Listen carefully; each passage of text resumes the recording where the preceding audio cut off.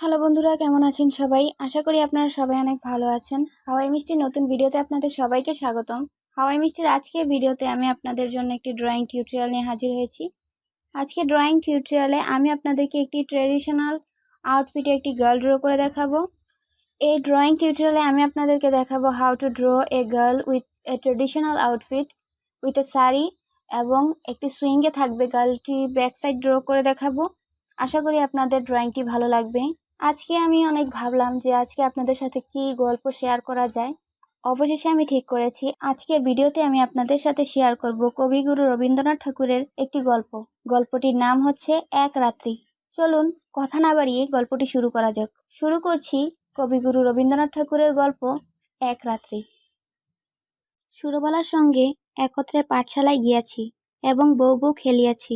তাহাদের বাড়িতে গেলে সুরবালার মা আমাকে বড় যত্ন করিতেন এবং আমাদের দুজনকে একত্র করিয়া আপনা আপনি বলাবলি করিতেন। আহা, দুটিতে বেশ মানায়। ছোট ছিলাম, কিন্তু কথাটার অর্থ একরকম বুঝিতে পারিতাম। সুরবালার প্রতি যে সর্বসাধারণের অপেক্ষায় আমার কিছু বিশেষ দাবি ছিল, সে ধারণা আমার মনে বিদ্যমূল হইয়া গিয়াছিল। সেই অধিকার মদে মত্ত হইয়া তাহার প্রতি যে আমি শাসন উপদ্রব না করিতাম তাহা নহে। সেও সহিষ্ণুভাবে আমার সকল রকম ফরমাস খাটিত এবং শাস্তি বহন করিত। পাড়ায় তাহার রূপের প্রশংসা ছিল, কিন্তু বর্বর বালকের চোখে সেই সৌন্দর্যের কোনো গৌরব ছিল না। আমি কেবল জানিতাম সুরবালা আমার এই প্রভুত্ব স্বীকার করিবার জন্য পিতৃগৃহে জন্মগ্রহণ করিয়াছে, এজন্য সে আমার বিশেষ অবহেলার পাত্র। আমার পিতা চৌধুরী জমিদারের নায়েব ছিলেন। তার ইচ্ছা ছিল আমার হাতটা পাকিলেই আমাকে জমিদারি সেরেস্তার কাজ শিখাইয়া একটা কোথাও গোমস্তাগিরিতে প্রবৃদ্ধ করিয়া দিবেন, কিন্তু আমি মনে মনে তাহাতে নারাজ ছিলাম। আমাদের পাড়ার নীলরতন যেমন কলকাতায় পালাইয়া লেখাপড়া শিখিয়া কালেক্টর সাহেবের নাজির হইয়াছে, আমার জীবনের লক্ষ্যও সেরূপ অতুচ্ছ ছিল। কালেক্টরের নাজির না হইতে পারিত, জজ আদালতের হেড ক্লার্ক হইব, ইহা আমি মনে মনে নিশ্চয় স্থির করিয়া রাখিয়াছিলাম। সর্বদা দেখিতাম আমার বাপ উক্ত আদালতজীবীদিকে অত্যন্ত সম্মান করিতেন। নানা উপলক্ষে মাছটা, তরকারিটা, টাকাটা, শিকেটা লইয়া যে তাহাদের পূজা অর্চনা করিতে হইত, তাহা শিশুকাল হইতেই আমার জানা ছিল। এজন্য আদালতে ছোট কর্মচারী, এমনকি পেয়াদাগুলোকে পর্যন্ত হৃদয়ের মধ্যে খুব একটা সম্ভ্রমের আসন দিয়াছিলাম। তাহারা আমাদের বাংলাদেশের পূজ্য দেবতা। ৩৩ কোটির ছোট নতুন নতুন সংস্করণ। বৈশ্বিক সিদ্ধিলাভ সম্বন্ধে স্বয়ং সিদ্ধিদাতা গণেশ অপেক্ষায় তাহাদের প্রতি লোকেদের আন্তরিক নির্ভরতা ঢের বেশি। সুতরাং পূর্বে গণেশের যাহা কিছু পাওনা ছিল, আজকাল তাহারাই তাহা সমস্ত পাইয়া থাকেন। আমিও নীলরতনের দৃষ্টান্তে উৎসাহিত হইয়া এক সময় বিশেষ সুবিধাযোগে কলকাতায় পালাইয়া গেলাম। প্রথমে গ্রামের একটা আলাপি লোকের বাসায় ছিলাম। তাহার পরে বাপের কাছ হইতে কিছু কিছু অধ্যয়নের সাহায্য পাইতে লাগিলাম। লেখাপড়া যথা নিয়মে চলিতে লাগিল। তাহার উপরে আবার সভা সমিতিতে যোগ দিতাম। দেশের জন্য হঠাৎ প্রাণ বিসর্জন করা যে অবশ্যক, এ সম্বন্ধে আমার কোনো সন্দেহ ছিল না। কিন্তু কি করিয়া উক্ত দুঃসাধ্য কাজ করা যাইতে পারে আমি জানিতাম না, এবং কেহ দৃষ্টান্তও দেখাইত না। কিন্তু তাহা বলিয়া উৎসাহের কোনো ত্রুটি ছিল না। আমরা পাড়াগাঁয়ের ছেলে, কলকাতার ইচড়ে পাকা ছেলেদের মতো সকল জিনিসকে পরিহাস করিতে শিখি নাই। সুতরাং আমাদের নিষ্ঠা অত্যন্ত দৃঢ় ছিল। আমাদের সভার কর্তৃপক্ষীয়রা বক্তৃতা দিতেন, আর আমরা চাঁদার খাতা লইয়া না খাইয়া দুপুরে রোদ্দুরে টুটু করিয়া বাড়ি বাড়ি ভিক্ষা করিয়া বেড়াইতাম। রাস্তার ধারে দাঁড়াইয়া বিজ্ঞাপন বিলি করিতাম। সভাস্থলে গিয়া বেঞ্চি চৌকি সাজাইতাম। দলপতির নামে কেহ একটা বলিলে কমর বাঁধিয়া মারামারি করিতে উদ্যত হইতাম। শহরের ছেলেরা এসব লক্ষণ দেখিয়া আমাদিকে বাঙ্গাল বলিত। না যে সেরেস্তাদার হইতে আসিয়াছিলাম, কিন্তু মার্চিনি গাড়িবলডি হইবার আয়োজন করিতে লাগিলাম। এমন সময়ে আমার পিতা এবং সুরবালার পিতা একমত হইয়া সুরবালার সহিত আমার বিবাহের জন্য উদ্যোগী হইলেন। আমি 15 বৎসর বয়সে কলকাতায় পালাইয়া আসিয়াছি। তখন সুরবালার বয়স 8, এখন আমি 18। পিতার মতে আমার বিবাহের বয়স ক্রমে উত্তীর্ণ হইয়া যাইতেছে, কিন্তু এদিকে আমি মনে মনে প্রতিজ্ঞা করিয়াছি আজীবন বিবাহ না করিয়া দেশের জন্য মরিব। বাপকে বলিলাম, বৃদ্ধ অভ্যাস সম্পূর্ণ সমাধা না করিয়া বিবাহ করিব না। 2-4 মাসের মধ্যে খবর পাইলাম উকিল রামলোচনবাবুর সহিত সুরবালার বিবাহ হইয়া গিয়াছে। পাতিত ভারতের চাঁদা আদায় কার্যে ব্যস্ত ছিলাম। এই সংবাদ অত্যন্ত তুচ্ছ বোধ হইল। এন্ট্রান্স পাশ করিয়া ফার্স্ট আর্টস দেব, এমন সময় পিতার মৃত্যু হইল। সংসারে কেবল আমি একা নই, মাতা এবং 2 ভগ্নী আছেন।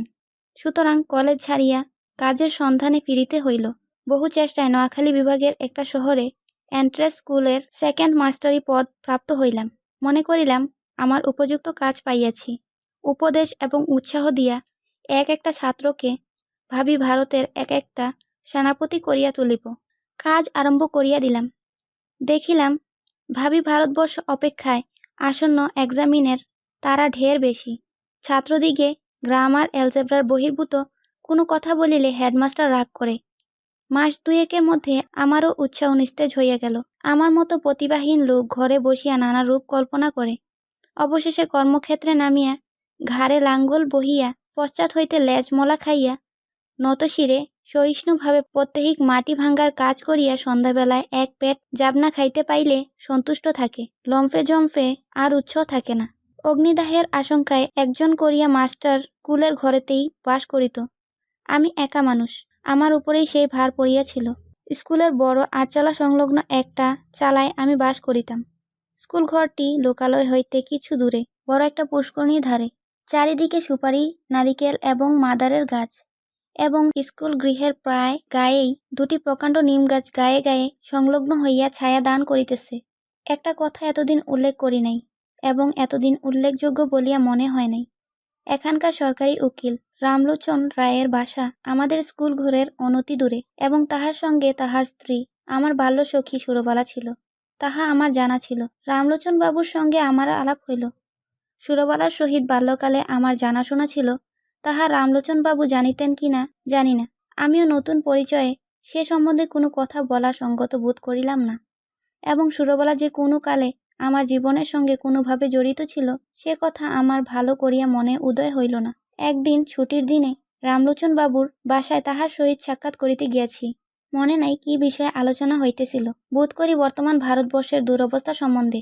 তিনি যে সেজন্য বিশেষ চিন্তিত এবং ম্রিয়মাণ ছিলেন তাহা নহে, কিন্তু বিষয়টা এমন যে তামাক টানিতে টানিতে এ সম্বন্ধে ঘণ্টাখানেক দেরেক অনর্গল শখের দুঃখ করা যাইতে পারে। এমন সময় পাশের ঘরে অত্যন্ত মৃদু একটু চুরির টুংটাং, কাপড়ের একটুখানি খসখস এবং পায়েলের একটুখানি শব্দ শুনতে পাইলাম। বেশ বুঝিতে পারিলাম জানালার ফাঁক দিয়া কোনো কৌতূহলপূর্ণ নেত্র আমাকে নিরীক্ষণ করিতেছে।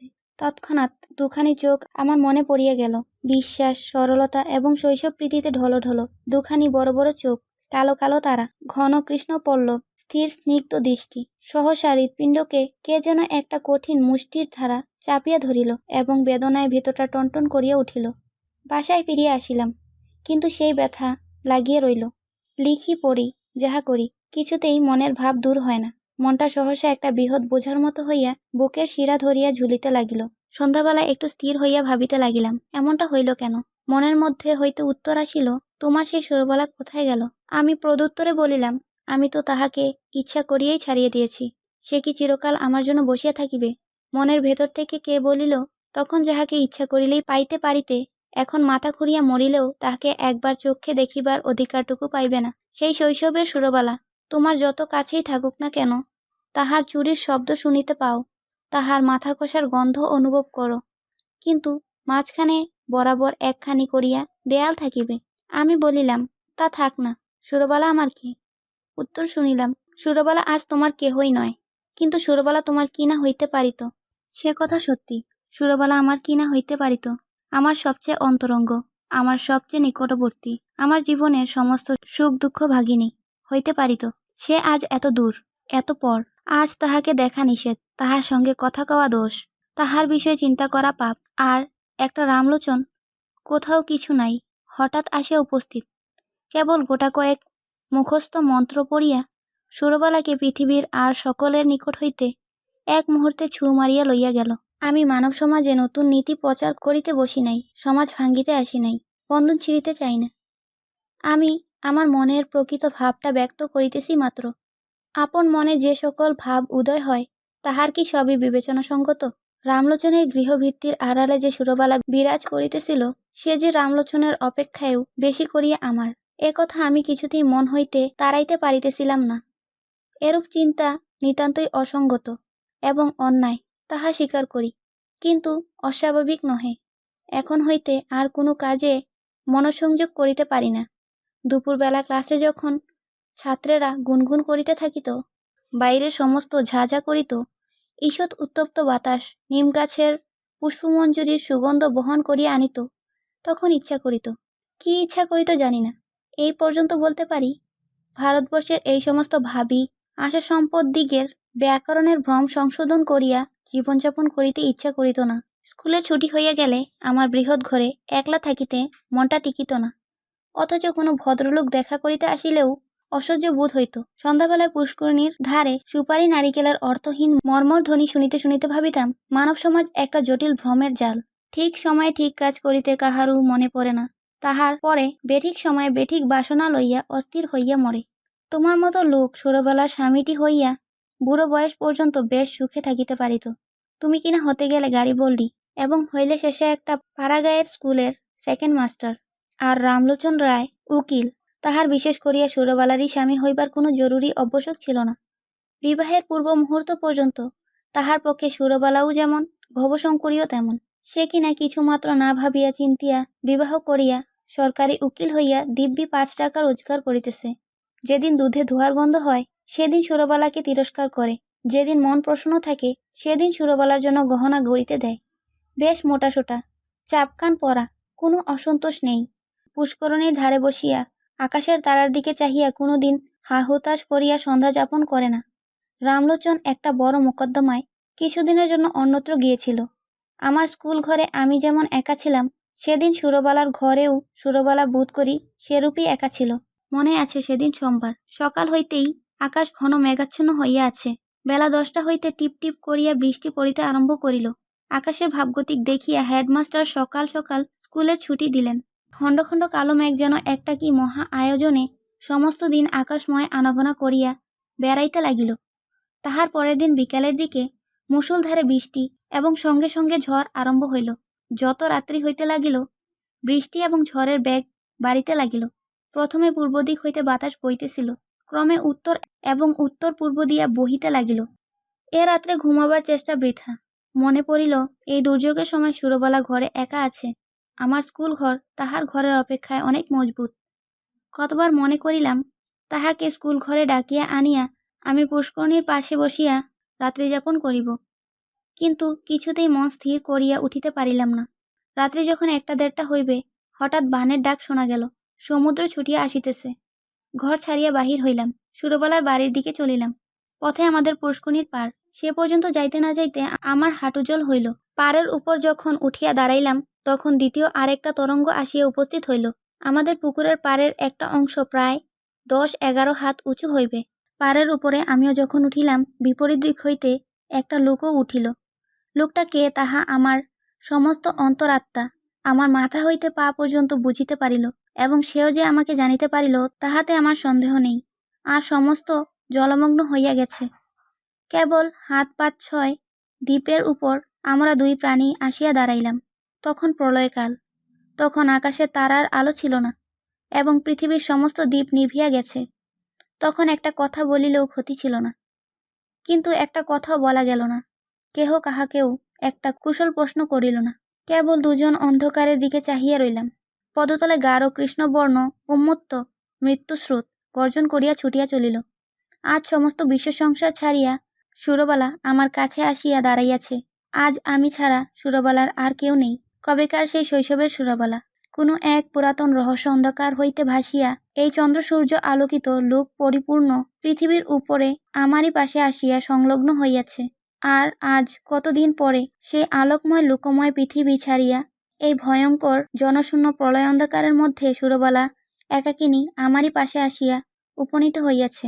জন্মস্রোতে সেই নবকালিকাকে আমার কাছে আনিয়া ফেলিয়াছিল।